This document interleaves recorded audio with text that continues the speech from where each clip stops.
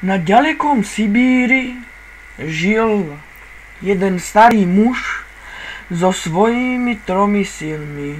Mali malú drevenú chalúbku a vmaštali jednu jedinú kravičku. Jedného dňa našiel starý muž svoju kravu mŕtvu. Povedal si, ako sa obživíme, pre Boha, ako sa obživíme, nebudeme mať mlieko, masla, ani syra, čo urobím? A tak sa starý muž rozhodol, že sa radšej zabije.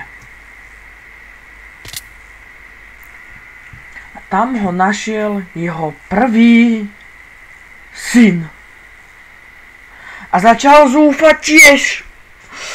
Krava nám umrela. Otec sa nám zabil. Ja sa utopím. No a keď už sme na začiatku povedali, že je to na Sibíri, tak trocha primrzlo. Prvý syn teda prišiel k jazeru a už sa tam chystal skočiť, keď tu zrazu sa v jazere objavila krásna víla a takto praví. Drahý Ilia, nemusíš sa zabíjať. Viem o tvojom trápení. Ak ma 20-krát pomiluješ, tak všetko napravím. Dám ti peniaze, budeš môcť odísť, budeš naveky šťastný. No tak dobre. A tak Ilia začal. Prvýkrát, druhýkrát, tretíkrát, štvrtýkrát a už nemohol, tak ho víla utopila. Príde druhý brat a vidí svojho prvého brata utopeného a zamrznutého a víla znovu hovorí. Drahý Sáša, viem o tvojom trápení. Ak ma 10-krát pomiluješ, vrátim ti všetkých zosnulých, dám ti peňazí, budeš môcť odísť, budeš žiť šťastne až do smrti.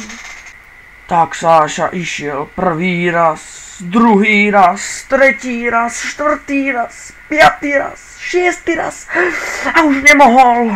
Tak ho víla utopila. A nakoniec prišiel tretí z bratov, Ivan. Uvidel svojich prvých 2 bratov utopených, tak si povedal, že sa tiež utopí. Keď tu k nemu víla praví.